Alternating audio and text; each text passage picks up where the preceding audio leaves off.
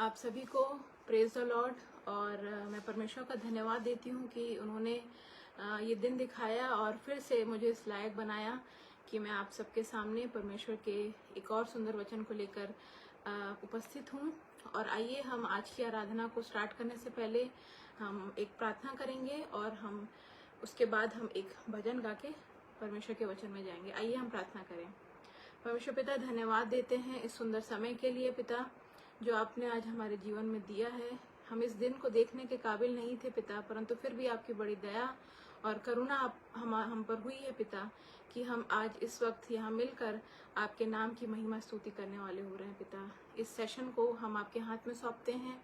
जितने भी लोग यहाँ पे कनेक्ट होते हैं और बाद में जो इसे ऑफलाइन सुनते हैं, उनके साथ होइएगा पिता। जब मैं आपके वचन को बोलती, पवित्र आत्मा की अगुवाई मुझे दीजिए पिता, और होने दीजिए कि जिन भी कानों में ये वचन पढ़ता है पिता, वो उसको सुनने वाले नहीं परंतु उस पर चलने वाले भी बन सके पिता। इस कनेक्शन को हम आपके हाथों में सौंपते हैं, कनेक्टिविटी को, इलेक्ट्रिसिटी को, हर चीज़ का कंट्रोल हम पवित्र आत्मा के हाथ में देते हैं पिता। मांगते हैं इस विनती को आपके ही नाम से, सुनिए और दया से ग्रहण करिए, आमीन। अगर आपको मेरी आवाज़ क्लियर है, आप मुझे सुन पा रहे हैं, तो आप मुझे एक मैसेज करके बताएं। और आइए हम एक गाना गाएंगे। ये गाना बहुत ही पुराना है और मैं चाहती हूँ कि आप ये गाना मेरे साथ गाएं और एक बार मुझे मैसेज करके प्लीज़ इंटीमेट करें कि मेरी आवाज़ आपको क्लियर आ रही है, क्योंकि मेरे साउंड सिस्टम में कुछ प्रॉब्लम हो रही थी। आइए हम गाना गाएंगे। यीशु का नाम सुखदाई, भजन कर भाई, ये जीवन 2 दिन का। यीशु का नाम सुखदाई, भजन कर भाई, ये जीवन 2 दिन का। ये जीवन है माटी का पुतला, माटी का पुतला, माटी का पुतला। ये जीवन है माटी का पुतला, माटी का पुतला, माटी का पुतला। पानी पड़े तो भूल जाए, भजन कर भाई, ये जीवन 2 दिन का। यीशु का नाम सुखदाई, भजन कर भाई, ये जीवन 2 दिन का। ये जीवन है कागज का टुकड़ा, कागज का टुकड़ा, कागज का टुकड़ा। ये जीवन है कागज का टुकड़ा, कागज का टुकड़ा, कागज का टुकड़ा। हवा लगे तो उड़ जाए, भजन कर भाई, ये जीवन 2 दिन का। यीशु का नाम सुखदाई, भजन कर भाई, ये जीवन 2 दिन का। ये जीवन है जंगल की लकड़ी, जंगल की लकड़ी, जंगल की लकड़ी। ये जीवन है जंगल की लकड़ी, जंगल की लकड़ी, जंगल की लकड़ी। आग लगे तो जल जाए, भजन कर भाई, ये जीवन 2 दिन का। यीशु का नाम सुखदाई, भजन कर भाई, ये जीवन 2 दिन का।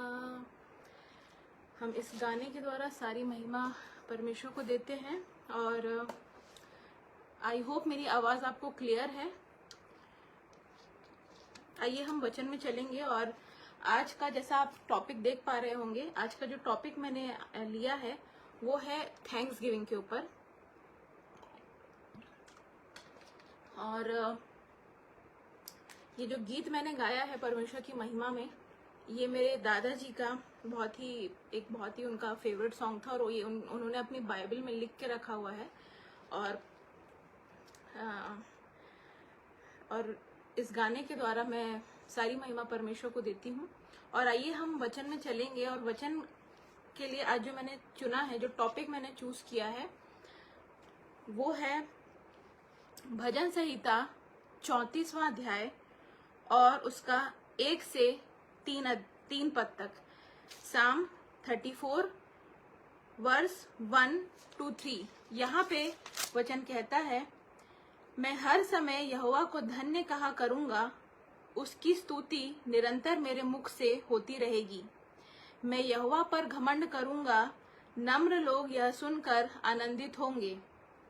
मेरे साथ यहोवा की बड़ाई करो और आओ हम मिलकर उसके नाम को धन्य कहें, उसके नाम की स्तुति करें। परमेश्वर इस वचन के सुने और पढ़े जाने पे आशीष दे। और मैं आपको बताना चाहती हूँ कि जैसे मैंने आपको कहा कि आज थैंक्सगिविंग का जो मैंने टॉपिक जो हमें आज परमेश्वर सिखाना चाहता है वो है थैंक्सगिविंग, यानी धन्यवाद या शुक्रगुजारी करना, परमेश्वर को थैंक्स कहना। और ये हमारा मेन वर्स है। और मैं कुछ और भी वर्सेस भजन संहिता से चूज कर किया है मैंने, जिसपे हम मनन करेंगे इन वर्सेस के अलावा भी। यहाँ पे वर्स कहता है कि मैं हर समय यहोवा को धन्य कहा करूंगा, उसकी स्तुति निरंतर मेरे मुख से होती रहेगी। यहाँ पे जो इम्पोर्टेंट वर्ड है इस वर्स में वो है धन्य कहना और हर समय। हर समय यानी परमेश्वर को मैं हर समय, यानी कि अगर हम इसको बिब्लिकल पॉइंट ऑफ व्यू से देखें तो हर समय हम देखते हैं कि जो नया नियम है स्पेशली उसमें हम देखते हैं कि जो समय को दिखाया गया है उसमें मॉर्निंग और नाइट और नून और आफ्टरनून ऐसा नहीं होता था, बट उसमें 7 पहर बाइबल में लिखे हुए हैं कि 7 पहर में टाइम को, यानी 24 आवर्स जो होते थे उसको 7 पहर में डिवाइड किया गया है। और यहाँ पे भजनकार एक वर्स में कहता भी है, किसी एक दूसरे वर्स में दाऊद कहता है। हम जानते हैं भजनकार जो लिखने वाला है वो है दाऊद, और अन्य 5 ऑथर्स भी हैं, बट हम ये एज्यूम करेंगे कि ये जो वर्स है ये दाऊद लिखता है। और दाऊद अपने भजन में ये भी कहता है कि मैं 7 बार परमेश्वर को, दिन में 7 बार परमेश्वर को धन्यवाद कहता हूँ, उसे थैंक्स कहता हूँ। और यही इसीलिए वो लिखता है कि मैं हर समय यहोवा को धन्य कहा करूंगा। अगर हम इसको स्पिरिचुअली या अपने प्रैक्टिकल लाइफ में देखें कि हर समय का क्या मतलब होता है कि एट ऑल टाइम्स, मतलब जब हम सिचुएशंस हमारे साथ अच्छी हैं चाहे बुरी हैं, चाहे हम एडवर्सिटीज को फेस कर रहे हैं या हमारे जीवन में सब कुछ अच्छा चल रहा है, no matter the situation, no matter the circumstances, हमें परमेश्वर को धन्यवाद कहते रहना है। क्यों ये करना है? क्योंकि परमेश्वर का वचन कहता है कि परमेश्वर को धन्य कहना भला है और उसकी करुणा क्या है? सदा की है। आप सोचिए, अगर हम अपने रूटीन लाइफ में देखें तो थैंक यू एक ऐसा शब्द है जो हमारे मुंह से आई थिंक हर दिन में कई बार निकलता होगा, जिसको हम काउंट नहीं कर सकते हैं। हम किसी व्यक्ति को, जब कोई व्यक्ति हमारे साथ कोई अच्छा व्यवहार करता है या वो हमसे हमारी कोई हेल्प करता है, या हमारा बर्थडे है, एनिवर्सरी, हमें कोई अच्छी विशेस देता है, तो हम उसे थैंक यू बोलते हैं। एक आउट ऑफ रिस्पेक्ट या आउट ऑफ लव हम उसे थैंक यू बोलते हैं, क्योंकि हम शुक्रगुजार हैं, उसके लिए हम उसका शुक्र अदा करते हैं। और लेकिन क्या हमने यहाँ पे ये चीज हमें देखनी है कि जब कोई हमसे अच्छा व्यवहार कर रहा है तब तो हमें उसे थैंक यू बोलना बहुत आसान होता है, बहुत सहज होता है। बट यदि कोई इंसान हमें अपशब्द कहे या हमारे साथ बुरा बर्ताव करे या हमारे साथ हमारे लिए हमेशा बुरा सोचे और बुरे युक्तियां हमारे खिलाफ करता रहे, तो क्या उस सिचुएशन में भी हम किसी व्यक्ति को थैंक्स बोल सकते हैं? ये हमारे लिए करना बहुत डिफिकल्ट होगा। और इसीलिए परमेश्वर का वचन भजनकार के थ्रू ये बोलता है कि मैं हर समय किसको धन्य कहूंगा? यहोवा को, मनुष्यों को नहीं, पर मैं हर समय यहोवा का धन्य कहूंगा। क्यों यहोवा का धन्य कहूंगा? क्योंकि परमेश्वर God is faithful and he is good all the time, वचन कहता है। लेकिन अगर हम मनुष्यों के लिए सोचें तो मनुष्य यानी हम सब जो है, we are a selfish creature, हम बहुत ही ज्यादा सेल्फिश हैं और हम कोई भी चीज बिना अपने बेनिफिट को देखे बिना हम कभी नहीं करते। अगर हम अगर किसी व्यक्ति को देखें या हम खुद अपने आप को भी देख सकते हैं, तो हम किसी व्यक्ति की मदद तभी करते हैं जब हमें उसका कुछ बेनिफिट मिल रहा हो। अगर हमें उससे एक तरीके से बोले बिजनेस करते हैं या एक हाथ ले एक हाथ दे, इस तरीके का अगर होता तो ही हम उस व्यक्ति की मदद करते हैं। बहुत कम ऐसा होता है कि हम किसी ऐसे व्यक्ति की मदद करते हैं जो बदले में हमारे लिए कुछ नहीं कर सकता। और इसीलिए मनुष्य जो है वो एक सेल्फिश क्रिएचर है। और जहां आपके टर्म्स किसी व्यक्ति से खराब हुए तो वो थैंक्स करने की जगह आपको कर्ज करने लगता है या आपके बारे में गलत तरीके की बातें फैलाने लगता है। और इसीलिए भजनकार कहता है कि मैं हर समय यहोवा को धन्य कहा करूंगा। क्यों? क्योंकि हम जानते हैं कि परमेश्वर भला है, और जैसे सामने वाला व्यक्ति अपनी बेनिफिट्स को देख के काम करता है, वैसे परमेश्वर हमारे बेनिफिट को देख के काम करता है। वो कभी ये नहीं देखता कि उसमें उसका क्या बेनिफिट है। अगर हमें उस चीज के लिए बेनिफिट नहीं, हो सकता है कि हम आप एक ऐसी सिचुएशन में, हम मैं और आप ऐसी सिचुएशन को फेस कर रहे हो जिसमें हमें बहुत पीड़ा हो रही हो, बहुत दर्द, बहुत तकलीफ में हो, हमारे सामने सारी बैड सिचुएशंस हो जिसमें लग रहा हो कि अब हमारे लिए कोई होप नहीं है। और ऐसे सिचुएशन में हम सोच सकते हैं कि इस सिचुएशन में अच्छा क्या है, ऐसा क्या है कि मैं परमेश्वर को धन्यवाद कहूँ, इस बैड सिचुएशन के लिए मैं परमेश्वर को धन्यवाद क्यों कहूँ। लेकिन बाइबल हमें बताती है कि परमेश्वर को धन्य कहना इसीलिए भला है क्योंकि उसकी करुणा क्या है, उसकी करुणा सदा की है। और इसीलिए हमें परमेश्वर को हमेशा धन्यवाद करते रहना है। क्योंकि अगर कभी भी हमारे मन में ये थॉट आता है कि अगर मेरा एक्सीडेंट हो गया है, या मैं कर्ज में चल रहा हूँ, या मेरी हेल्थ ठीक नहीं है, या मुझे बीमारी है, मैं फेल हो गया हूँ एग्जाम में, मेरी जॉब चली गई है, कुछ भी एडवर्स सिचुएशन आपकी लाइफ में अगर है और आप परमेश्वर को थैंक्स बोलना आपके लिए डिफिकल्ट हो रहा है, तो आप यिर्मयाह 29 का 11 वर्स याद रखें। परमेश्वर का वचन हमसे कहता है, एक प्रॉमिस वचन है वो हमारे लिए इसी वक्त के लिए, जब हमें एक रीअश्योरेंस की जरूरत होती, तो परमेश्वर का वचन हमसे कहता है कि मैं तुम्हारे विषय में जो कल्पनाएं करता हूँ मैं उन्हें जानता हूँ, क्योंकि वो हानि की नहीं परंतु तुम्हारे लाभ ही की है। और इसीलिए हमें परमेश्वर को हमेशा धन्यवाद कहना है क्योंकि वो भला है। और आगे हम वर्ष में देखेंगे, लिखा है, उसकी स्तुति निरंतर मेरे मुख से होती रहेगी। उसकी स्तुति निरंतर मेरे मुख से होती रहेगी। यहाँ पे 3 वर्ड हम देखेंगे जो इम्पोर्टेंट है। पहला है वर्शिप यानी स्तुति, दूसरा निरंतर यानी कंटिन्यूअसली, और तीसरा मुख यानी मुंह से। क्यों ये परमेश्वर कह रहा है, क्यों भजनकार कह रहा है कि उसकी स्तुति निरंतर मेरे मुख से होती रहेगी। याद करें, जब हम चर्च जाते हैं तो जब हम परमेश्वर को धन्यवाद कहते हैं, थैंक्स गिविंग करने के बहुत से तरीके हो सकते हैं। सबसे पहला जो तरीका है, या जो हमारे मन में पहला आना चाहिए, जो होता भी है, वो ये है कि हम प्रार्थना करते हैं परमेश्वर को। हम प्रार्थना करते हैं, और हम जब चर्च भी जाते हैं तो याद करिए, हम चर्च की आराधना जब स्टार्ट करते हैं तो हम प्रार्थना करते हैं, और प्रार्थना करने के बाद हम वर्शिप करते हैं, यानी हम परमेश्वर को वर्शिप सॉन्ग्स गाकर हम क्या करते हैं, परमेश्वर को महिमा देते हैं, उसकी आराधना करते हैं। और साथ साथ हम गाने के साथ साथ हमें क्या करना है, हमें डिफरेंट इंस्ट्रूमेंट्स बजाकर भी परमेश्वर की वर्शिप करनी है। ये सारी चीजें बाइबल में लिखी हुई है कि जब तू वर्शिप करे तो तरह तरह के बाज यंत्र बजाकर, वीणा और खंजड़ी ये सब बजाकर हमें क्या करना है, परमेश्वर को आराधना करनी है, परमेश्वर को महिमा देनी है।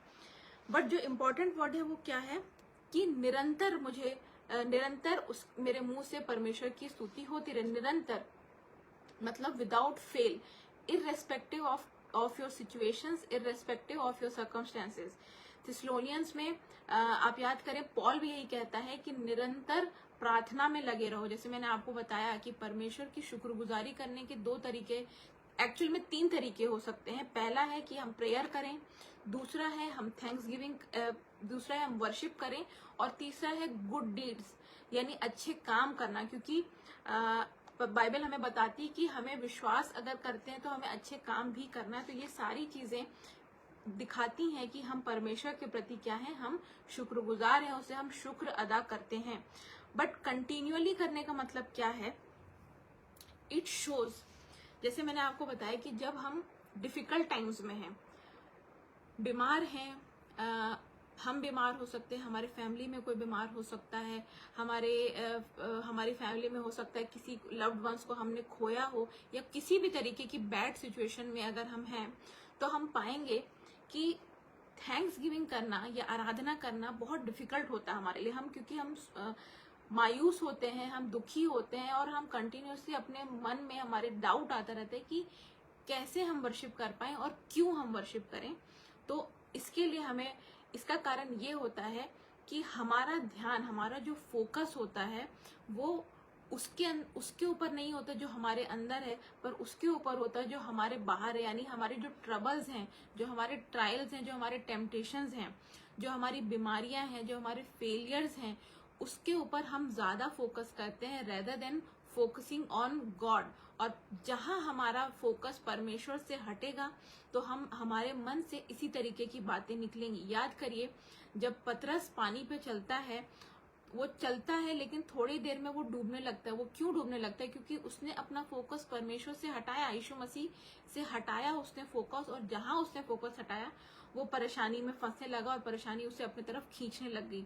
और सेम यही सिचुएशंस हमारे साथ होती है। हम भूल जाते हैं कि जो परमेश्वर का वचन कहता है कि मैं उससे बड़ा हूं जो तुम्हारे बाहर है, मतलब मैं एक सर्वशक्तिमान परमेश्वर हूँ, मैं फेथफुल गॉड हूँ। और वो चाहता है कि हम अपना पूरा संपूर्ण जो होता है, संपूर्ण इम्पॉर्टेंट वर्ड होता है कि संपूर्ण तरीके से हम उस पर भरोसा रखें, हम संपूर्ण तरीके से उसको सरेंडर करें, तब ही जाकर हम हमारे एडवर्स कंडीशंस में भी हमारे मन से क्या होगा, हमारे मुख से क्या होगा, परमेश्वर की को थैंक्स गिविंग हम कर पाएंगे। और याद करें, ये जो वर्स है, ये जो भजन लिखता है दाऊद, वो कब लिखता है, वो किस सिचुएशन में? हम जानते हैं कि ये पूरा ही जो भजन संहिता है, उसके पूरे जितने भी अध्याय हैं, वो सारे ही परमेश्वर की महिमा करने के लिए बनाए गए हैं। सारे भजन ही शुरुआत अगर आप देखेंगे तो यहाँ की स्तुति करो, उसकी आराधना करो क्योंकि वो भला है, और इस तरीके से ही सारे भजन स्टार्ट होते हैं। और हम जानते हैं कि दाऊद ने कब ये भजन लिखे? जब दाऊद ने एक पाप किया, एक नहीं इनफैक्ट 2 पाप किए। उसने व्यभिचार में पड़ा और उसके बाद उसने एक हत्या भी की। और उसके बाद जब परमेश्वर की आशीषें उसके ऊपर से उठ गई and he was in a miserable state अपनी लाइफ में, और उसके लिए कोई होप नहीं थी, और परमेश्वर का क्रोध, परमेश्वर का रोष उसके ऊपर भड़क उठा था। और उस समय हम जानते हैं कि उसकी लाइफ में कुछ भी अच्छा नहीं चल रहा था। उसका जो न्यू बॉर्न बेबी था उसकी डेथ हो जाती है। उसके बाद उसके परिवार में सब कुछ बहुत एक तरीके से क्योस मच जाता है। और उसके बाद उसका बड़ा बेटा, उसके घर में तलवारें चलने लगती हैं। हम जानते हैं कि उसके घर में आपस में उसका बेटा उसके अगेंस्ट हो जाता है, उसका भाई, उसका बेटा अपनी बहन के साथ ही गलत काम करता है, और इस तरीके की बहुत सी गलत चीजें जो है उसके परिवार में होने लगती हैं। और वो इसीलिए होती हैं क्योंकि उसने परमेश्वर के विरुद्ध पाप किया था, परमेश्वर की आज्ञाओं को तोड़ा था। और जब परमेश्वर की ब्लेसिंग उसके ऊपर से उठ जाती है तो वो क्या करता है? वो तब वर्शिप उसी स्टेट में, उस पाप की स्थिति में कन्फेशन करने के बाद, और वो एक पश्चातापी हृदय के साथ परमेश्वर के आगे जाता है और ये सारे भजन वो लिखता है। और सारे भजन में वो परमेश्वर की महिमा करता है। और क्यों? तभी वो कहता है कि मैं कंटिन्यूअसली, निरंतर मेरे मुख से उसकी महिमा होती रहेगी। और अगर हम देखें तो ये एक दाऊद का ही नहीं, हम बाइबल में बतेरे ऐसे एग्जाम्पल हमें मिलेंगे जिसमें महिमा, जिसमें जब हम वर्शिप करते हैं तो उसकी पावर क्या होती है वो हमें मिलेगा। और एक परमेश्वर के एक महान दास हैं, एक पास्टर हैं वो, और उनके मुख से मैंने हमेशा ये सेंटेंस उनके सरमन्स में वो देते हैं और मुझे वो बहुत अच्छा लगता है। ये सेंटेंस जो मैं आपको बताना चाहती हूँ, वो कहते हैं कि जब हम वो करते हैं जो हम कर सकते हैं तो परमेश्वर वो करता है जो हम नहीं कर सकते। एक बार मैं फिर से इंग्लिश में आपको बताऊंगी कि when we do what we can do then God does what we cannot do। हम जो कर सकते हैं, हम क्या कर सकते हैं, हमारे, अगर हम अच्छी सिचुएशन में है चाहे बैड सिचुएशन में, हम हमारे लिमिट में, हमारी कैपेसिटी में क्या है? हमारी कैपेसिटी में है कि हम प्रेयर करें, हमारी कैपेसिटी में है कि हम वचन पढ़ें, हमारी कैपेसिटी में है कि हम गाने गाएं, वर्शिप करें, थैंक्स गिविंग करें, ये है हमारी कैपेसिटी में। और जब हम इररेस्पेक्टिव ऑफ सिचुएशंस अगर हम ये चीजें करेंगे तो परमेश्वर वो करेगा जो हम नहीं कर सकते, यानी मिरेकल्स करेगा। वो मिरेकुलसली आपके सर्कमस्टेंसेस को बदलेगा, क्योंकि यही पावर होती है थैंक्स गिविंग की, यही पावर होती है वर्शिप की। और याद करिए, एक गाना है, आप सोचिए, एक गाना जब हम गाते हैं, बहुत बड़े कन्वेंशंस होते हैं जब, जहाँ पे स्पेशली जब चंगाई की सभाएं होती हैं, डिलीवरेंस मीटिंग्स जो होती हैं, उसमें एक गाना अधिकतर अक्सर मैंने सुना है गाया जाता है, और वो गाना आपने भी सुना होगा कि उसकी महिमा करो बंधन टूट जाएंगे, मेरा यीशु मौजूद है यहाँ। उसकी महिमा करो बंधन टूट जाएंगे। उसकी यानी परमेश्वर की अगर हम महिमा करते हैं तो हमारे बंधन टूटते हैं। और क्यों टूटते हैं? क्योंकि परमेश्वर खुद वहां मौजूद होते हैं उन बंधनों को तोड़ने के लिए। और जब मैं ये चीज को आपको बता रही हूँ तो हमारे मन में, सबके मन में एक ही एग्जाम्पल आना चाहिए, और वो है पॉल और साइलस का। हम सभी जानते हैं कि वो एक ऐसी एडवर्स सिचुएशन में थे जहां वो जेल में थे, दे वर ब्लीडिंग, और उनके पैर काट में ठुके हुए थे कीलों से, और उन्हें बहुत पीटा गया था, and they were in immense amount of physical pain. और उसके बाद भी, और उन्हें नहीं पता था कि अगले पल वो जिएंगे या नहीं जिएंगे, क्योंकि वो जेल में बंद थे, there was no hope for them. But उस सिचुएशन में भी आप याद करिए कि वो क्या कर रहे थे। वो गाना गा रहे थे, वो जोर जोर से आधी रात में, बाइबल बताती है कि आधी रात में जोर जोर से गा कर वो परमेश्वर की आराधना कर रहे थे, उसको महिमा दे रहे थे। और जब वो ये कर रहे थे उसी वक्त वहां पे परमेश्वर का एक दूत आया, और सारे चेन, सारे ताले, जितने भी उनकी बेड़ियां थी, सब ताले, सब चीजें टूट गई, और वो दोनों क्या हो गए? वो रिहा हो गए, वो आजाद हो गए। और यही वचन हमें बताता है कि जब हम महिमा करते हैं परमेश्वर को तो हमारे सारे बॉन्डेजेस क्या होते हैं? वो टूट जाते हैं। और ना सिर्फ ये पॉल और साइलस का एग्जाम्पल, बट याद करिए कि यरीहो की दीवार भी कैसे टूटी थी। यरीहो की दीवार जब बहुत दिनों तक नहीं टूट रही थी, तो परमेश्वर ने क्या बोला यहोशू को कि तू लोगों को बोल कि उसके चारों तरफ चक्कर लगाए मल्टीपल टाइम्स, और भजन गाते रहें और ट्रम्पेट्स बजाते रहें लगातार। और वो ऐसा लगातार करते रहे, और जब वो ऐसा करते रहे, परमेश्वर की आज्ञा को मानते रहे और परमेश्वर पे अपना फोकस किया, तो क्या हुआ? 7वें दिन वो क्या हुआ? वो दीवार गिर गई, वो ढह गई। क्यों? क्योंकि वहां पे परमेश्वर था। और ये पावर होता है वर्शिप का। और इसीलिए भजनकार यहाँ पे कहता है कि उसकी स्तुति निरंतर मेरे मुख से होती रहेगी। आगे वचन कहता है कि मैं यहोवा पर घमंड करूंगा, नम्र लोग यह सुनकर आनंदित होंगे। नम्र लोग यह सुनकर आनंदित होंगे। ये वर्स जब मैं पढ़ रही थी तो मुझे इसको समझने में थोड़ा सा समय लगा, क्योंकि घमंड और नम्र ये दोनों एक दूसरे के विपरीत शब्द हैं, ये दोनों एक दूसरे के एंटोनिम्स हैं। घमंड का उल्टा होता है नम्र। तो क्यों परमेश्वर ने या भजनकार ने एक ही लाइन में, एक ही वर्स में इन दोनों वर्ड्स को रखा? इसकी मीनिंग हम समझेंगे कि मैं यहोवा पर घमंड करूंगा। हम सब जानते हैं कि घमंड जो है एक पाप है, पाप की कैटेगरी में आता है। और अहंकार जब किसी मनुष्य का फॉल होने वाला होता है तो उससे पहले उसके अंदर घमंड आता है। और हम जानते हैं कि शैतान के साथ यही हुआ था, और घमंड की उत्पत्ति भी शैतान के साथ ही हुई थी। लेकिन फिर क्यों भजनकार कहता है कि मैं यहोवा पर घमंड करूंगा और नम्र लोग ये सुनकर आनंदित होंगे? क्योंकि बाइबल जो ये बताती है कि हमें घमंड करना पाप है, लेकिन अगर हम अपने ऊपर घमंड करें तो वो पाप होता है, तो वो पाप की कैटेगरी में आता है। लेकिन अगर हम अपने परमेश्वर को, जो हमारा सृजनकार है, उसके ऊपर अगर हम घमंड करते तो वो एक पाप नहीं, बल्कि एक ये वो महिमा दी जाने वाली बात होती है परमेश्वर को। और पौलुस कहता भी है कि घमंड करने का अवसर किसको देना है? हमें परमेश्वर को देना है। अगर कोई व्यक्ति घमंडी है, और घमंडी और नम्र व्यक्ति की क्या पहचान होती है? अगर कोई व्यक्ति घमंडी है तो हमेशा उसकी पहचान ये होगी कि वो सारी चीजें अपने कंट्रोल में, अपने पावर और अपनी माइट से करने की कोशिश करेगा। और कभी भी, और जब वो ये करता है, he can be A believer also, but अगर वो सेल्फ कॉन्फिडेंस या सेल्फ रिलायंट होता है तो वहीं पे उसने परमेश्वर को डिमीन कर दिया, उसकी वैल्यू डिमीन कर दिया, और उसकी महिमा, परमेश्वर की ग्लोरी को वो नहीं देख पाएगा, क्योंकि उसने सारी चीजें अपने कंट्रोल में ली और अब परमेश्वर उसकी सहायता नहीं करेंगे। पर नम्र व्यक्ति, इसके विपरीत क्या होता है? नम्र व्यक्ति वो व्यक्ति होता है जो शून्य समझता है अपने आप को, दैट आई एम नथिंग। और जब हम अपने आप को शून्य समझते हैं तो हम ये एक्सेप्ट करते हैं।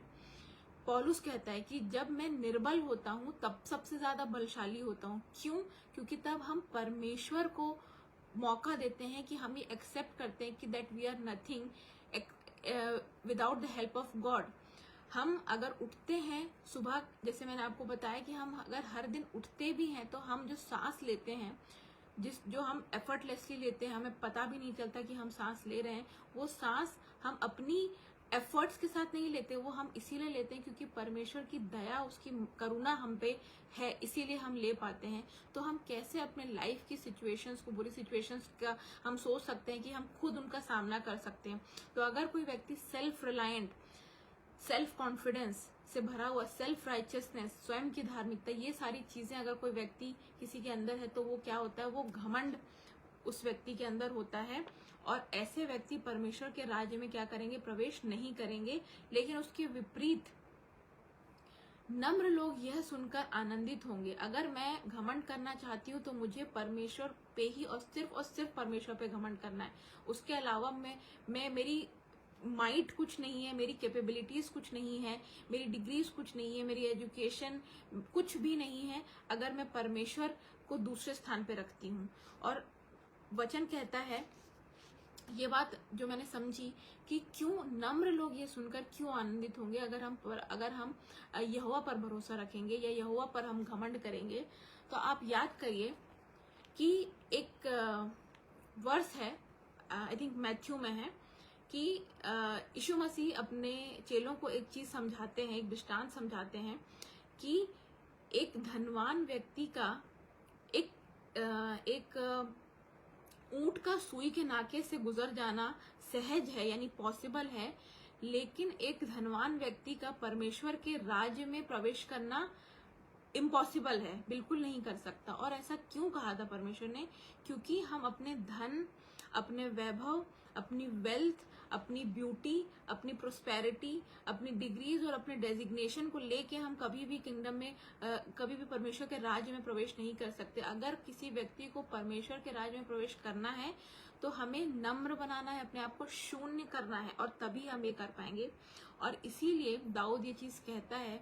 दाऊद कौन था? दाऊद एक राजा था, हम जानते हैं, और उसके पास शायद ही किसी चीज की कमी होगी। ही वॉज ए किंग, उसके पास डेफिनेटली बहुत सारी वेल्थ होगी, बहुत सारी धन और संपत्ति होगी, उसके पास पावर होगा, उसके पास हर एक चीज होगी। वो अगर कोई चीज बोल भी दे, डिमांड कर दे, तो उसके पास वो चीज रेडी रहेगी। बट वही भजनकार दिखा रहा है लोगों को, ये लोगों को इंस्पायर कर रहा है, मोटिवेट कर रहा है कि अगर मेरे जैसा किंग, प्रोस्पेरस किंग, जिसके ऊपर परमेश्वर की महिमा थी, परमेश्वर की ब्लेसिंग्स थी, अगर मैं अपने धन के साथ परमेश्वर के राज्य में प्रवेश नहीं कर सकता हूँ, मैं तभी प्रवेश कर सकता हूँ जब मैं परमेश्वर को घमंड करने का अवसर दूं और मैं अपने आप को शून्य करूं। और इसीलिए अगर कोई व्यक्ति गरीब है और वो सोचता है कि मेरे पास तो इतना पैसा नहीं है, मेरे पास तो डिग्रीज नहीं है, मेरे पास तो कोई पावर नहीं है, मैं तो सुंदर नहीं हूँ, मैं तो बहुत तुच्छ हूँ, मुझसे तो कोई प्यार नहीं करता, अगर कोई व्यक्ति इस तरीके की सोच रखता है तो वो निराश ना हो, डिसहार्टेंड ना हो, क्योंकि आपको घमंड करने का अवसर परमेश्वर को देना है और आप ऑलरेडी नम्र हैं। आप याद करिए, हम प्रार्थना करते हैं, अक्सर हम प्रार्थना करते हैं तो हमारी प्रार्थना किस तरीके से चालू होती है कि मैं बड़ी दीनता और नम्रता के साथ परमेश्वर के चरणों में आता हूँ। यही हमारी प्रार्थना होती है और इसी तरीके से हमें प्रार्थना करनी चाहिए, क्योंकि तब हम घमंड करने का अवसर किसको देते हैं? परमेश्वर को देते हैं और अपने आप को शून्य करते हैं। तो इसीलिए ये बात बोलकर दाऊद जो है वो मोटिवेट करना चाहता है लोगों को कि पैसा और धन आपको परमेश्वर के राज्य में नहीं ले जाएंगे, परंतु अगर आप नम्र हैं तब ही आपके लिए क्या होगा? परमेश्वर के राज्य के गेट्स खुले हुए हैं। और मत्ती में जब हम देखते हैं, यीशु मसीह जब सर्मन ऑन द माउंट देते हैं, तब वो ये भी कहते हैं कि धन्य है वे जो मन के दीन है, या धन्य है वे जो नम्र हैं, क्योंकि वो क्या कहलाएंगे? वो परमेश्वर के राज्य के अधिकारी कहलाएंगे। आप सोचिए, उनको पूरा परमेश्वर के राज्य का अधिकार दिया जाएगा, उनको जो नम्र है। यहाँ सांसारिकता में हो सकता है हमारा पैसा और पावर हमें अधिकारी बना सकता है, बनाया हुआ भी है बहुत से लोगों को, बट वो ये भूल गए हैं कि जो पिछले हैं वो अगले किए जाएंगे और वो अगले हैं जो पीछे किए जाएंगे परमेश्वर के राज्य में। और यही बोलकर दाऊद जो है वो नम्र जो लोग हैं, जो दीन हैं, वो उन्हें मोटिवेट करना चाहता है। और उसके बाद हम आगे वर्ष कहता है कि मेरे साथ यहोवा की बड़ाई करो और आओ हम मिलकर उसके नाम की स्तुति करें। मेरे साथ यहोवा की बड़ाई को, आओ हम मिलकर इसमें अगेन हम देखेंगे कि जब हम चर्च जाते हैं, कहीं पे भी हमें बाइबल में बहुत ही कम जगह हमें ऐसा एग्जाम्पल मिलेगा कि लोगों ने अकेले प्रार्थना की हो या अकेले वर्शिप की हो। क्यों? क्योंकि हमें बनाया ही इसलिए गया है, मनुष्यों को सृजा ही इसलिए गया है ताकि हम परमेश्वर की महिमा कर सकें, उसकी वर्शिप कर सकें। और इसीलिए जब हम चर्च जाते हैं तो आप देखें, चर्च में कभी भी कोई एक व्यक्ति नहीं गाता, चर्च में एक क्वायर होता है प्रॉपर, और तरह तरह के लोग अलग अलग तरीके से, किसी की वॉइस अगर अच्छी नहीं है तो वो कोई इंस्ट्रूमेंट्स प्ले करते हैं। अगर कोई गिटार प्ले कर सकता है तो कोई कॉन्गो प्ले कर सकता है, तो कोई केसियो प्ले कर सकता है। अलग अलग टैलेंट्स होते हैं, और अगर हम सारे टैलेंट्स को मिला के एक साथ यूज करें, किस लिए? सिर्फ और सिर्फ परमेश्वर को महिमा देने के लिए, तो क्या होता है उससे परमेश्वर प्रसन्न होता है और उसकी फेवर्स हमारे ऊपर आते हैं। और इसीलिए यहाँ पे भजनकार क्या कहता है कि आओ हम मिलकर परमेश्वर की महिमा करें। और इसीलिए आज मुझे और आपको भी, अगर हम अकेले हैं तो वो अलग बात है, पर अगर हम किसी फैमिली में रहते हैं, कोई किसी बिलीवर के साथ हैं, तो हमें जरूर मिलकर परमेश्वर को महिमा देनी है, क्योंकि हम बनाए ही इसलिए गए हैं। जैसे मैंने आपको बताया कि जब लूसीफर ने घमंड किया और उसे उसकी और उसकी सेना को क्या किया गया? नीचे फेंक दिया गया, पृथ्वी स्वर्ग से नीचे फेंक दिया गया, तो वहां पे एक वॉइड बन गया। क्योंकि हम जानते हैं कि लूसीफर क्या था? एक क्वायर लीडर था, और उसके पीछे जो आर्मी थी वो सब परमेश्वर की महिमा करते थे स्वर्ग में। और जब परमेश्वर ने उन सबको नीचे गिराया तो क्या हुआ? वहां पे एक वॉइड बन गया, और अब परमेश्वर की महिमा करने के लिए स्वर्ग में एक खाली स्थान है, जिसे भरने के लिए उसने मुझे और आपको बनाया है। और यही हमारा हर एक बिलीवर का, इनफैक्ट हर एक मनुष्य का यही पर्पस है कि वो वर्शिप करे। और हम जब हम स्वर्ग के राज्य के अधिकारी बनेंगे तो क्या होगा? हमें मिलकर, सबको मिलकर हम परमेश्वर को महिमा करने वाले होंगे। और इसीलिए परमेश्वर चाहता है कि जो चीज हम बाद में करने वाले हैं वो चीज क्यों ना हम अभी से ही स्टार्ट करें। और इसीलिए परमेश्वर कहता है कि हमें मिलकर परमेश्वर को महिमा देनी है, ना कि अकेले। और मैं आपको कुछ दूसरे वर्सेस भी बताना चाहती हूँ। आगे आप मेरे साथ निकालेंगे भजन संहिता उसका 92 अध्याय, भजन संहिता 92 अध्याय, उसकी 1 से लेकर 1 और 2 पद। भजन संहिता 92 और उसकी 1 और 2 वर्सेस हम देखेंगे। जैसे मैं आपको फिर से बताती हूँ कि हम थैंक्स गिविंग के बारे में देख रहे हैं, और उससे रिलेटेड मैंने डिफरेंट पैसेजेस से 1-2 वर्सेस ली हैं जिसपे हम मेडिटेट कर रहे हैं। और भजन संहिता 92 के 1 और 2 वर्स में लिखा है, यहोवा का धन्यवाद करना भला है, हे परम प्रधान तेरे नाम का भजन गाना, प्रातः काल को तेरी करुणा और प्रति रात तेरी सच्चाई का प्रचार करना भला है। यहाँ पे हम इन वर्सेस को देखेंगे कि परमेश्वर क्या हमसे कहना चाहता है। यहाँ वचन कहता है कि यहोवा का धन्यवाद करना भला है। क्यों भला है? Because we know that God is good all the time. हो सकता है आप एडवर्स सिचुएशन में हो, परेशानी में हो, पर हम जानते हैं कि किसी धर्मी व्यक्ति के लिए सारी बातें क्या करती हैं? मिलकर भलाई को ही उत्पन्न करती हैं। हे परम प्रधान तेरे नाम का भजन गाना, प्रातः काल को तेरी करुणा और प्रति रात तेरी सच्चाई। इस वर्ष को हम देखेंगे कि प्रातः काल को तेरी करुणा। प्रातः काल का मतलब, एक तो जो ऑब्वियसली इसकी जो लिटरल मीनिंग है एक्सक्यूज मी, प्रातः काल मतलब मॉर्निंग, और करुणा यानी काइंडनेस।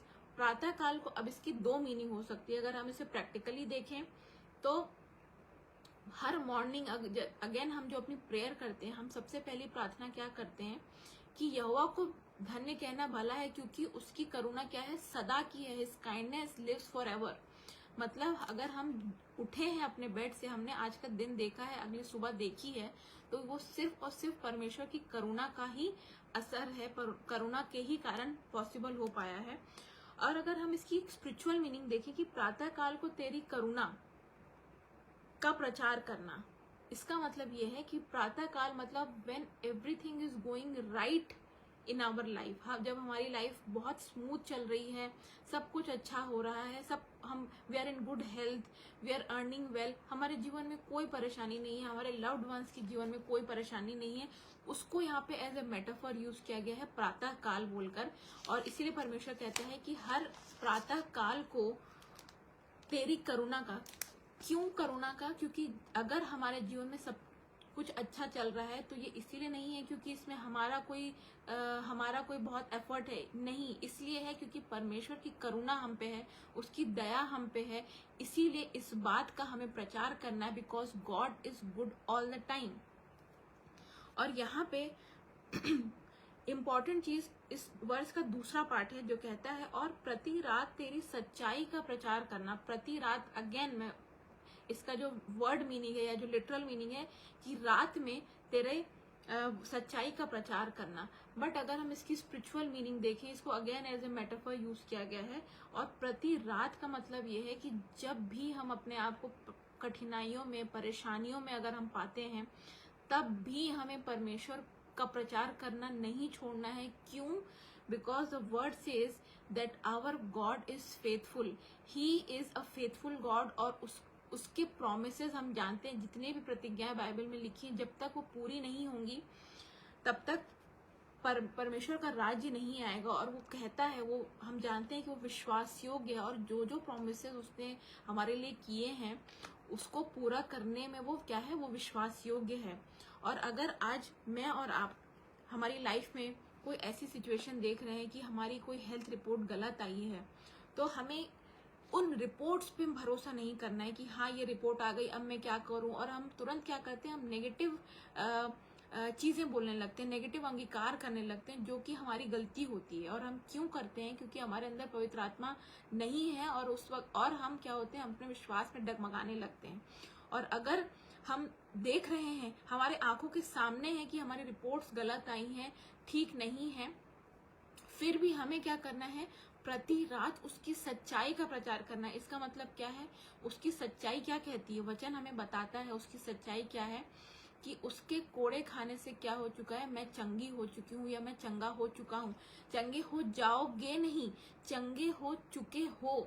और ये हमारे लिए प्रॉमिस, और यही उस सच्चाई का प्रचार है जो मुझे और आपको अपनी परेशानी के समय में करना है। अगर आप सोचते हैं कि मैं आज अकेला हूँ, मैं आज अकेली हूँ, मुझे कोई प्यार नहीं करता, मेरी कोई केयर करने के लिए नहीं है, हो सकता है आप अनाथ हो और आपको बहुत सी अकेलापन, एक ब्रोकननेस वाली फीलिंग आ रही हो, लेकिन आप परमेश्वर का वचन उठाएं। परमेश्वर आपको प्रॉमिस करता है that I will never leave you nor forsake you. वो आपका साथ देगा, वो आपके साथ है। और यही उस सच्चाई है जो हमें प्रति रात प्रचार करनी है। और अगर हो सकता है कि आपका एक्सीडेंट हो सकता है, आप एक्सीडेंट होके आपका लेग फ्रैक्चर होके आप हॉस्पिटल में पड़े हैं, आप आईसीयू में पड़े हैं, पर आपका परमेश्वर आपका वचन क्या बोलता है? आपके वचन के थ्रू बोलता है कि जो भी हथियार तेरी हानि के लिए बनेंगे वो क्या होंगे, बनेंगे, बट तुझ पे वो क्या होंगे, प्रबल नहीं होंगे। हथियार बनेंगे। आप इसको पॉजिटिव नजरिए से भी देख सकते हैं कि एक्सीडेंट हुआ, पैर टूटा, बट आपकी जान नहीं गई, आपको, which is a greatest blessing. Life is a greatest blessing. हम बोलते हैं ना, प्रेजेंट बोलते हैं हम। क्यों बोलते हैं दिन को? Because every day is a present from God. इसीलिए हम क्या बोलते हैं उसको, एक प्रेजेंट बोलते हैं। हर दिन हमें एक प्रेजेंट के तौर पे हमें मिलता है परमेश्वर से। और इसीलिए आज आपकी अगर पैर टूटा है, अगर आप आईसीयू में हैं, तो क्या आपको परमेश्वर ने जीवन दिया है, जीवन आप अभी भी, आपके लिए होप बाकी है। और परमेश्वर का यही वचन है जिसका हमें प्रचार करना है।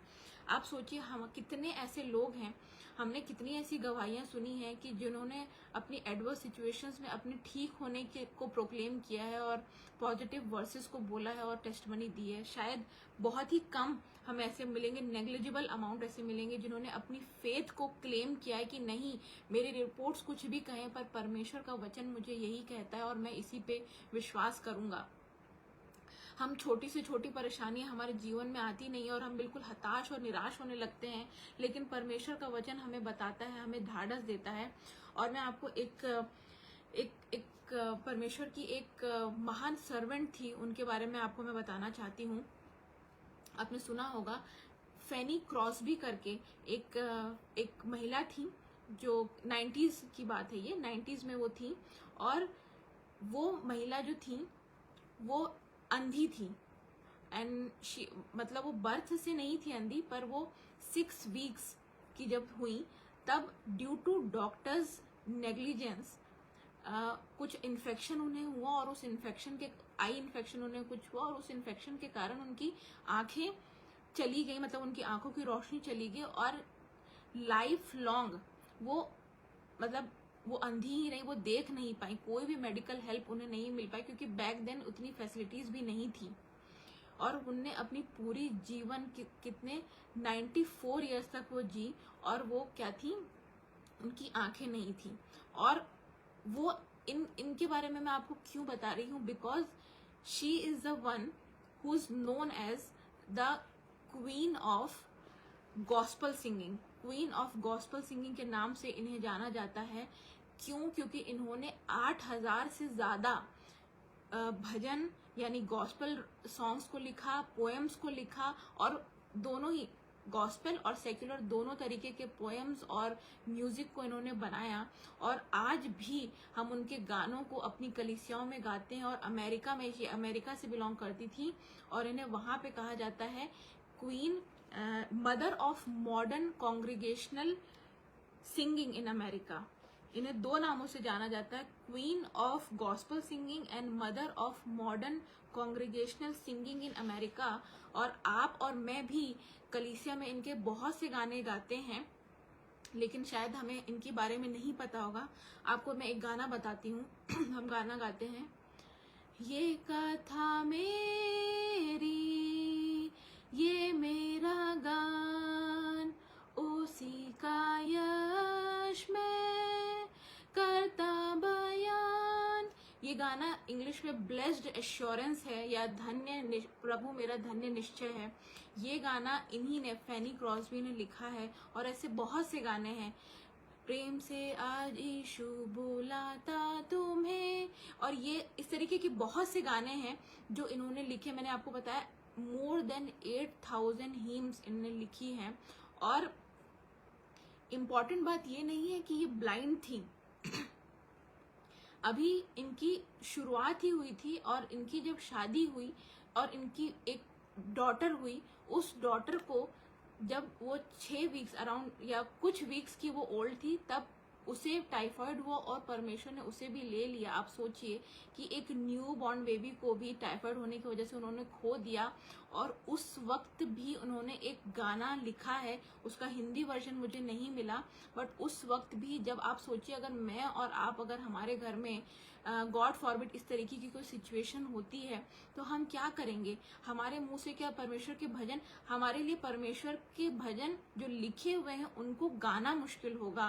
और इनने, फैनी क्रॉस्बी ने तब एक नई गाना लिखा व्हेन हर डॉटर डाइड। आप इमेजिन करिए। और उसके बाद भी इनके जीवन के दुख जो थे वो रुके नहीं।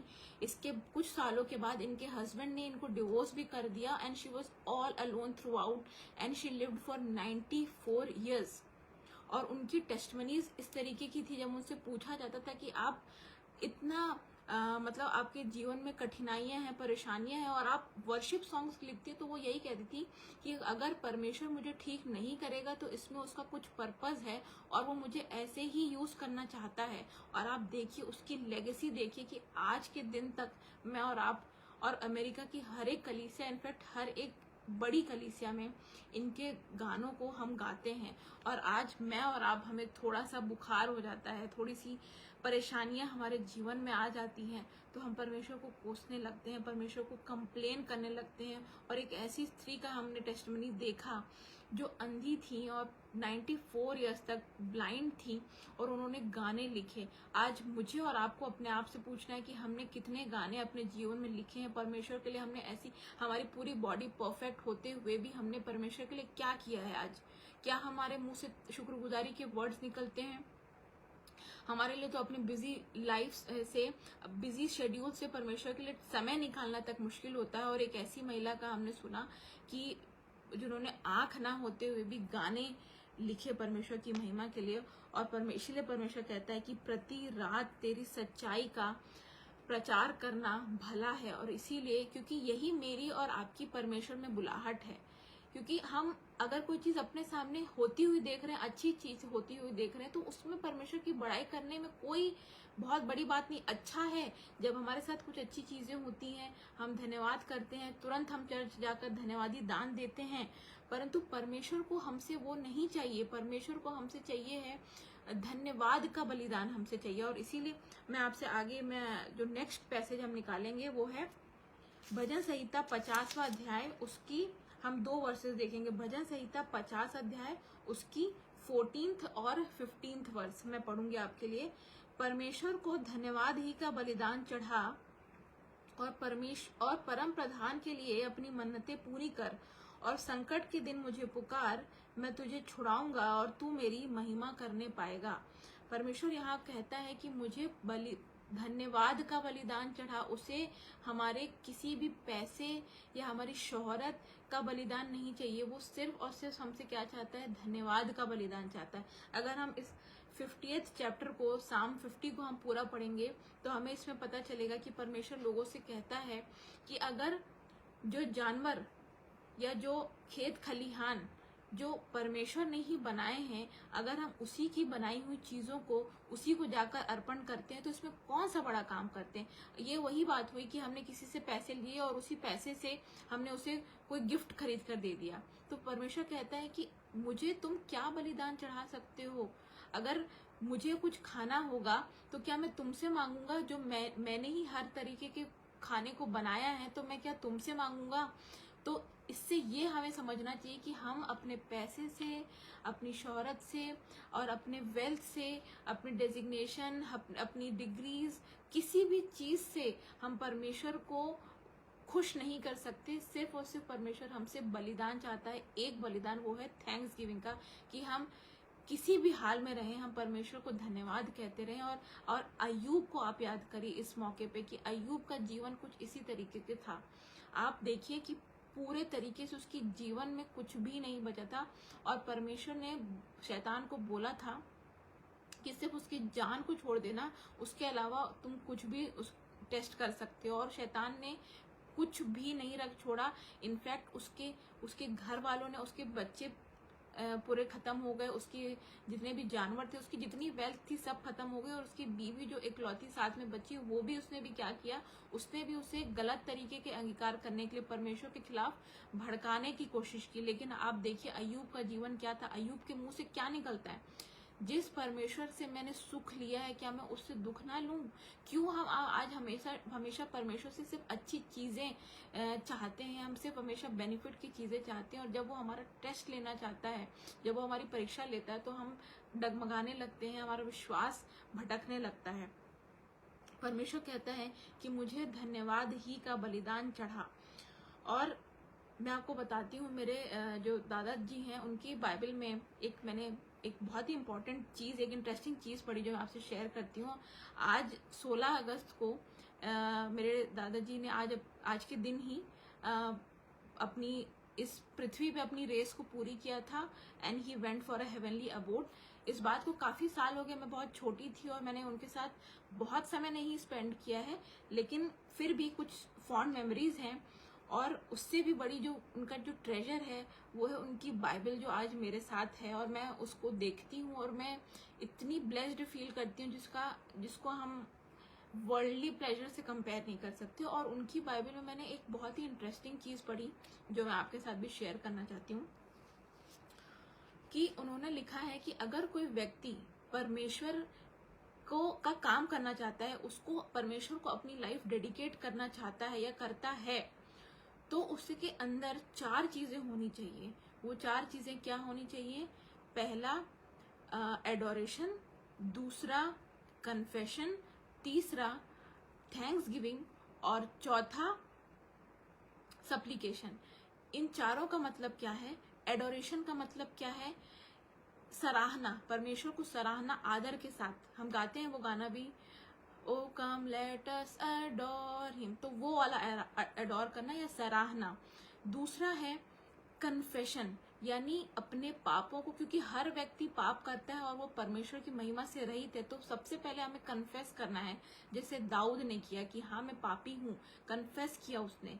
उसके बाद तीसरा है थैंक्स गिविंग जो आज हम देख रहे हैं कि हमें शुक्रगुजारी होना करना है परमेश्वर की, no matter our circumstances, irrespective of our circumstances.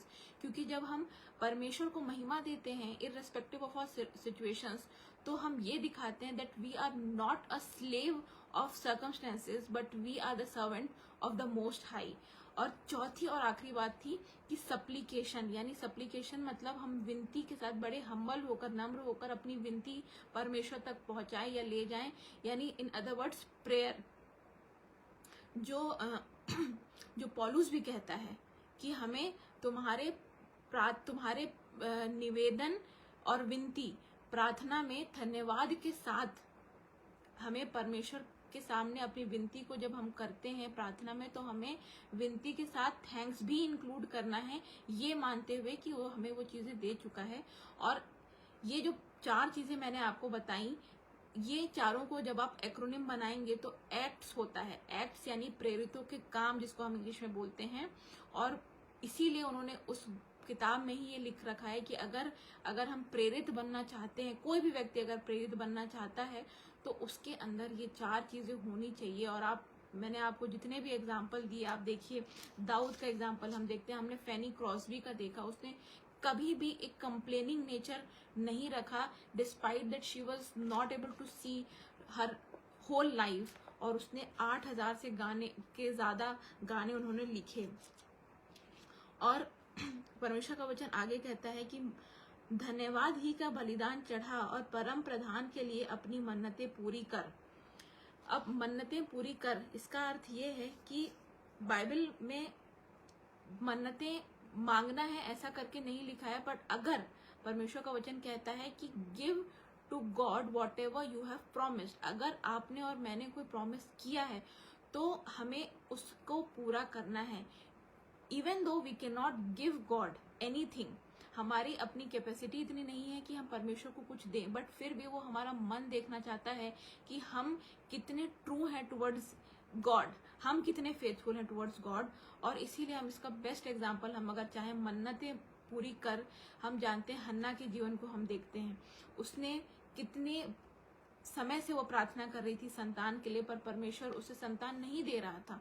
उसका ठट्ठा किया जाता था और उसके ऊपर मजाक बनाया जाता था कि तू किस परमेश्वर को मानती हो, तो तेरी नहीं सुनता, और तरह तरह की बातें उसको कही जाती थी।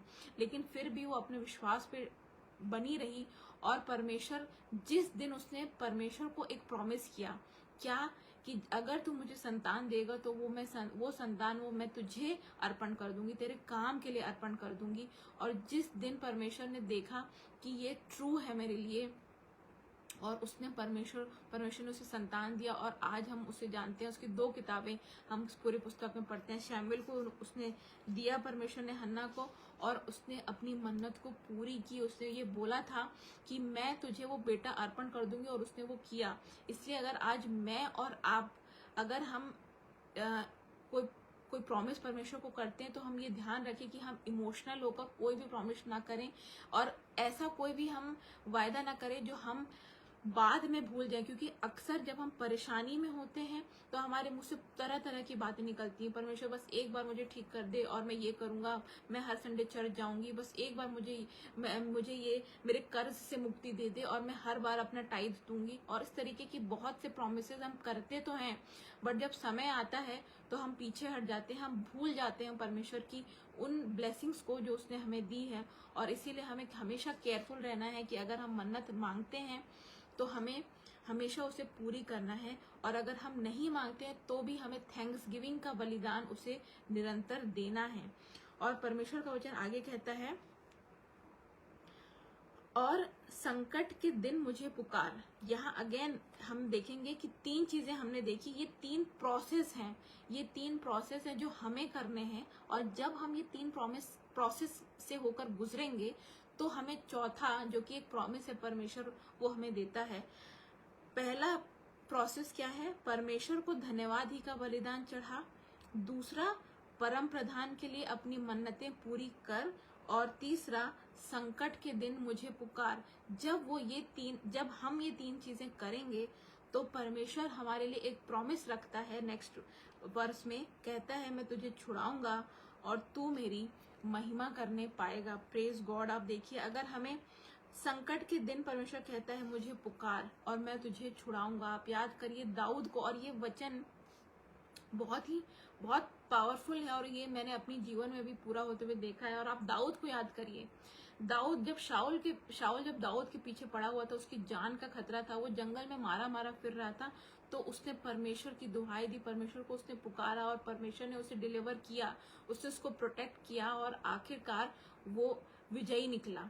मूसा को याद करिए, वो इजबेल से वो इतने लोगों से लड़ा, पर एक स्त्री के वार्निंग से उसने जब उसको धमकी दी तो वो डर के मारे वो जंगलों में फिरता रहा और जाके छुप गया वो एक गुफा में जाके, और वहां पे परमेश्वर ने उसे प्रोटेक्ट किया, उसको प्रोवाइड किया और परमेश्वर ने उसे ताड़ना भी की कि मैंने तुम्हें भय की आत्मा नहीं दी है, तो तुम्हें डरना नहीं है, बट परमेश्वर को पुकारना है। और जब हम पुकारेंगे तो परमेश्वर कहता है मैं तुझे छुड़ाऊंगा और तू मेरी महिमा करने पाएगा। परमेश्वर का वचन कहता है कि उसने जो मुझसे प्रेम किया है मैं उसे छुड़ाऊंगा।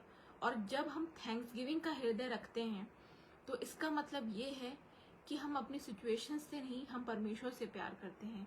और इसीलिए परमेश्वर कहता है कि जो मुझसे प्रेम करता है मैं उसे छुड़ाऊंगा। और ये इसमें मैं अपनी एक गवाही भी देना चाहती हूँ, जो मेरी नहीं पर मेरे पूरे परिवार की है। मेरी मॉम से रिलेटेड इस पेज पे उन्होंने पहले भी उस चीज की गवाही दे चुकी हैं वो, बट फिर भी मैं एक ब्रीफ में बताना चाहूंगी कि कैसे ये वर्ष जब मैं पढ़ रही थी तो परमेश्वर ने मुझे बताया कि संकट के दिन मुझे पुकार तो मैं तुझे क्या करूंगा, मैं तुझे छुड़ाऊंगा। और आज ही का वो दिन था, मैं आपको बताना चाहती हूँ 16 अगस्त जो था, 16 अगस्त 2022 का वो दिन था जिस दिन मुझे ये पता चला था, या हमें ये पता चला था that my mom was diagnosed with cancer. और मैं उस समय छत्तीसगढ़ में नहीं थी, मैं बाहर थी, किसी दूसरे सिटी में थी। और and I clearly remember that my brother called me और उसने मुझे बताया कि ऐसा ऐसा मॉम की रिपोर्ट आई है। और हम समझ सकते हैं जिसके साथ ऐसा हुआ होगा कि कितनी एक कठिनाई और परेशानी का समय वो होता है। और हमारे साथ भी था, we were no different from others. और हमने भी अपने fair share of ups and downs को झेला उस समय में। पर मैं परमेश्वर का धन्यवाद इसीलिए कहना चाहती हूँ क्योंकि व्हेन आई से this for my self, I don't know about others, but मैं एक बार भी मेरे मुंह से ये नहीं निकला, और ये बात मैं पहले भी बता चुकी हूँ कि एक बार भी मेरे मुंह से ये नहीं निकला कि वाई अस, वाई हर, हमारे साथ ही ऐसा क्यों हुआ। क्योंकि परमेश्वर ने उस समय तक इतना बहुत तो नहीं बट इतना तैयार कर चुका था, वो इतने वर्सेस को हम समझने लगे थे उसके वचन को कि हम उसे क्वेश्चन ना करें या हम कंप्लेन ना करें। और जब हमने कंप्लेनिंग नेचर नहीं रखा तो परमेश्वर ने हमें डिलीवर किया। और हम जब जाते थे, ट्रीटमेंट कराने जाते थे, तो पहले तो हमें लगा कि इतनी बड़ी चीज है, कैसे करेंगे एंड ऑल दैट, बहुत सा एक डिस्टर्बेंस हुआ, एक फैमिली डिस्टर्ब हो जाती है, वो हमारे साथ भी हुई। But when we went to the hospital और हम मॉम का ट्रीटमेंट चलता रहा, तो ये मेरे और मॉम दोनों ने हमने रियलाइज किया, क्योंकि मैं उनके साथ ट्रीटमेंट कराने जाती थी उनके कीमो सेशंस में। और क्योंकि क्यों हम इस परेशानी वाले समय में बने रह पाए परमेश्वर की तरफ, because of a vision that God gave my mom before everything started. इस सबसे पहले ही परमेश्वर ने एक विजन में उन्हें दिखा चुका था कि कुछ चीज आने वाली है, बट वो चीज तुम्हें हार्म नहीं करेगी। ये उनका विजन है। और मैं चाहूंगी कि एक बार फिर से वो इस पेज पर आके अपनी गवाही वापस से दें, क्योंकि डिफरेंट लोग होते हैं सुनने वाले और हमेशा वो इंस्पायर ही करेंगे लोगों को। और परमेश्वर ने इस गवाही को उन्हें दिखा दिया था कि कुछ होगा, बट वो चीज तुम्हें हार्म नहीं करेगी, क्योंकि मैं उससे प्रोटेक्ट कर चुका हूं तुम्हें। और जब ये विजन उन्होंने हमारे साथ शेयर किया and reports came afterwards, we knew, I knew that उन्हें कुछ नहीं होगा, क्योंकि परमेश्वर उन्हें दिखा चुका था कि जो हथियार तेरे हानि के लिए बने हैं, बनेंगे, बट हार्म नहीं करेंगे आपको। और मैं परमेश्वर को महिमा देना चाहती हूँ कि जिस चीज के लिए लोग सालों लगा देते हैं, उस चीज को परमेश्वर ने लेस देन ए ईयर, उन्होंने परमेश्वर ने मेरी मॉम को हील किया, और वो भली she is healthy as a horse. और ये खुद उनकी गवाही है, खुद वो बोलती हैं कि मेरे अंदर कहाँ से इतनी फिजिकल स्ट्रेंथ आती मुझे नहीं पता, ये मेरी नहीं परमेश्वर की सामर्थ है।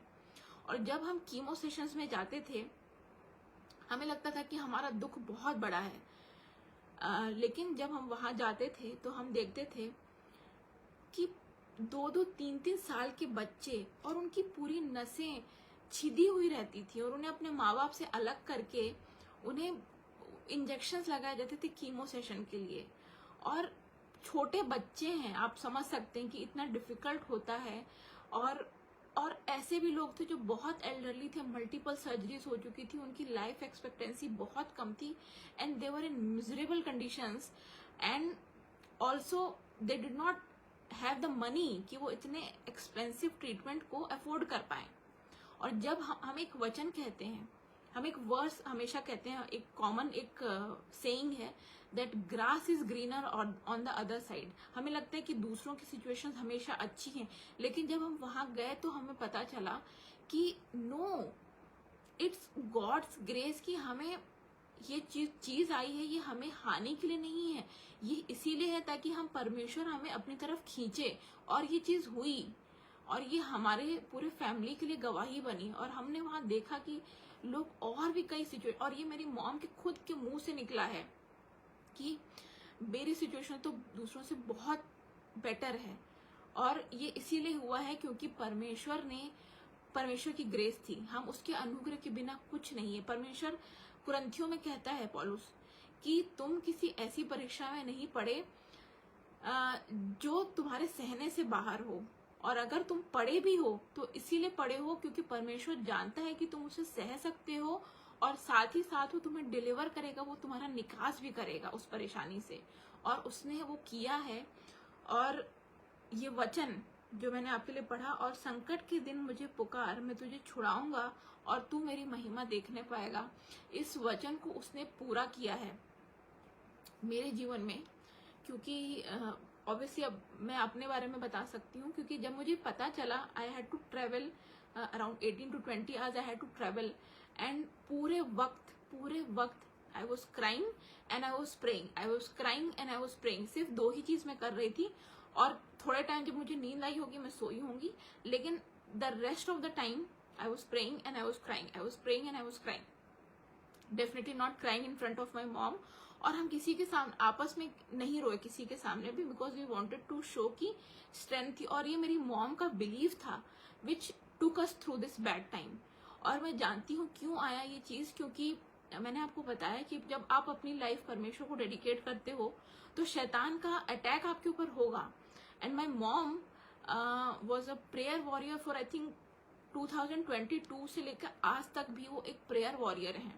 एक चेन प्रेयर स्टार्ट हुई थी कोविड लॉकडाउन के टाइम पे, और वो प्रेयर वॉरियर हैं, और वो 1 आवर और हाफ एन आवर वो हमेशा हर दिन 6 बजे उनका प्रेयर टाइम रहता है, और वो लगातार ये प्रेयर करती थी। और मैं जानती हूँ कि ये परीक्षा शैतान की तरफ से थी, यीशु मसीह की तरफ से नहीं थी, क्योंकि उसने पहले ही उन्हें विजन में दिखा दिया था कि तुम्हें कुछ नहीं होगा इस चीज को। और जब उनका सर्जरी हो रहा था, a day before surgery admit किया गया था उन्हें, और मैं उनके साथ थी। और मुझे याद है, मुझे वो इमेज अभी भी याद है, और मेरे पास फोन में वीडियो भी है कि वो अपने गाउन में है हॉस्पिटल में, और वो गाना गा रही हैं।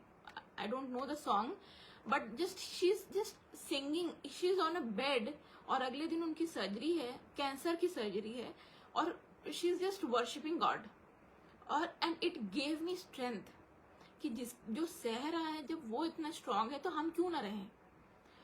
और अगले दिन जब उनकी सर्जरी हुई तो आई रिमेम्बर कि थोड़ा ज्यादा समय लग गया, सर्जरी को ज्यादा देर लगनी नहीं थी, बट वो ज्यादा एक्सटेंड हो गई सर्जरी, तो we became a little fearful, and it went on for around 2 hours, जबकि 1 घंटे की थी, बट वो 1 घंटे एक्सटेंड हो गई थी क्योंकि उनका बीपी शायद फ्लक्चुएट कर रहा था।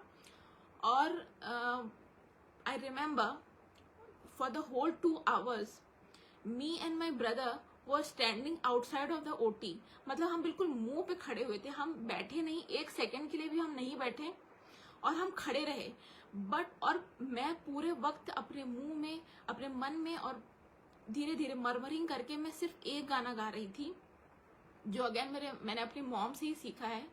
और वो गाना था, मेरे दिल तो ना होना निराश, तेरा यीशु मददगार है।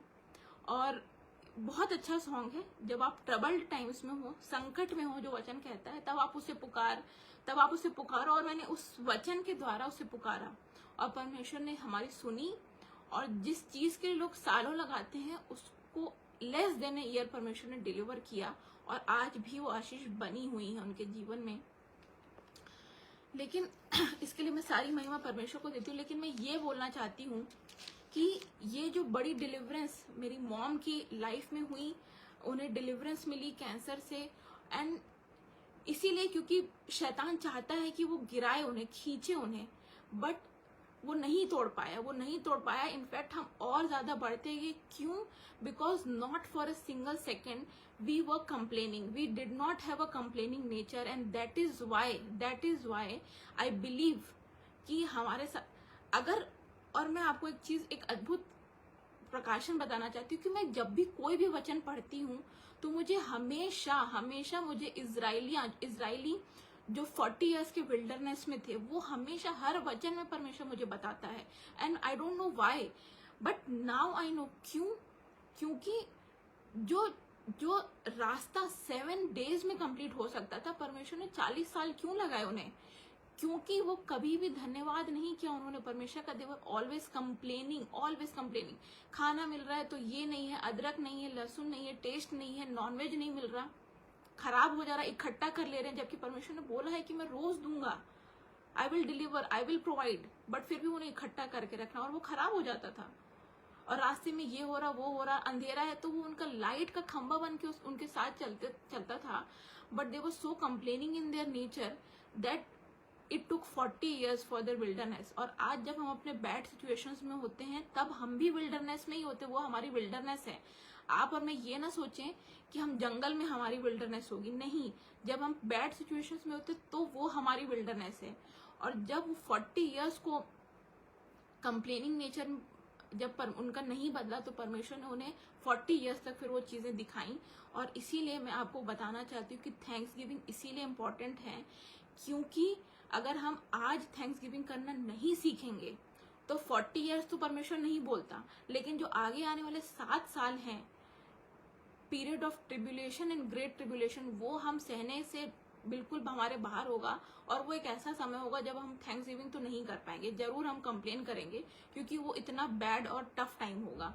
तो इसीलिए आज हमें सीखना है कि हमें संकट के समय परमेश्वर को पुकारना। और एक लास्ट चीज बोल के मैं एंड करूंगी कि संकट के समय नहीं, हम वेट ना करें कि कब मेरे जीवन में परेशानी आएगी तो मैं परमेश्वर की ओर फिरूंगा या फिरूंगी, नहीं। ये परमेश्वर का वादा है, he is a faithful God and he will provide us. But हमें ये सीखना है कि हमें इररेस्पेक्टिव ऑफ गुड और बैड, इररेस्पेक्टिव ऑफ सिकनेस और हेल्थ, हमें परमेश्वर के तरफ होना है। Turn to God no matter the circumstances. Wait मत करिए कि जब मेरे जीवन में परेशानी आएगी, बीमारी आएगी, तो ही मैं परमेश्वर की तरफ जाऊंगा। आप बने रहिए। जब आप बने रहेंगे और भी परेशानी आएंगी आपके जीवन में, मैं आपको बताना चाहती हूँ, बिल्कुल आएंगी, आ रही हैं और आती हैं। और वो इसीलिए आती है, एक परमेश्वर के महान दास का मैंने एक ये इससे रिलेटेड एक चीज सुनी थी। उन्होंने बोला कि हम सभी औलाद तो हैं, लेकिन कौन जायज औलाद है और कौन नाजायज औलाद है, ये जानने के लिए परमेश्वर हमारी परीक्षा करता है। और जब हम उस ट्रबल्ड टाइम से होकर गुजरते हैं, तब हमें वो बोलता है कि ये मेरा प्रिय पुत्र है जिससे मैं अति प्रसन्न हूँ। और अगर हम चाहते हैं कि वो हमारे लिए ये बात कहे, तो हमें ट्रबल टाइम्स में को देखना पड़ेगा और उसे एंड्योर भी करना पड़ेगा। और मैं आप सभी को एनकरेज करना चाहती हूँ कि आप सभी थैंक्स गिविंग करते रहें, परमेश्वर की संगति में बने रहें। और आप देखिए कि कैसे आपके जीवन के पहाड़ जो आप नहीं हिला सकते, आपकी वर्शिप हिला देगी उसे। वो आपके पहाड़ जो है वो पानी में जा गिरेंगे। आइए हम प्रार्थना करेंगे। परमेश्वर पिता धन्यवाद देते हैं पिता इस सुंदर समय के लिए, पिता इस सुंदर वचन के लिए पिता, जो आपने मुझे सिखाया पिता, आपकी पवित्र आत्मा ने मुझे सिखाया, और हम सभी पिता इस वचन को सुनकर ब्लेस्ड होने वाले हो सके, इसके लिए धन्यवाद देती हूँ। आपने मेरे जीवन को, मेरे परिवार के सभी लोगों के जीवनों को अद्भुत गवाहियों से भरा है और आगे भी भरने जा रहे हैं पिता, इसके लिए मैं आपको हृदय से धन्यवाद देती हूँ पिता। यहाँ पे जितने भी लोगों ने इस वचन को सुना है, बहुत है कि आशीष दीजिए पिता, और होने दीजिए पिता कि वो इस ब्लेस्ड वचन को सुनकर आशीषित होने वाले हो सके और अपनी टेस्टमनीज को भी हमारे बीच में शेयर करें, ताकि हम पिता आपके नाम को मिलकर पिता हम महिमा देने वाले हो सके पिता। अनुपम अंकल और शबनम आंटी को एक बार फिर से पिता हृदय से धन्यवाद देते हैं पिता कि वो एक प्लेटफॉर्म प्रोवाइड करते हैं पिता, कि हम पिता आपके वचन को शेयर कर सके, अपनी गवाहियों को शेयर कर सके पिता, और हम मिल के पिता, हम एक दूसरे को देखा भी नहीं, कभी जाना नहीं, कभी मिले नहीं पिता, परंतु we are brothers in and sisters in Christ Lord, और हम जानते हैं कि यही एक चीज है जो आप हम सबके जीवन में देखना चाहते हैं, जो हमें कनेक्ट करके रखती है खुदावन। सारी आशीषों के लिए आपको धन्यवाद देते हैं पिता, इस विनती को आपके ही नाम से मांगते हैं, सुनिए और दया से ग्रहण करिए, आमीन। आप सभी को जय मसीह की।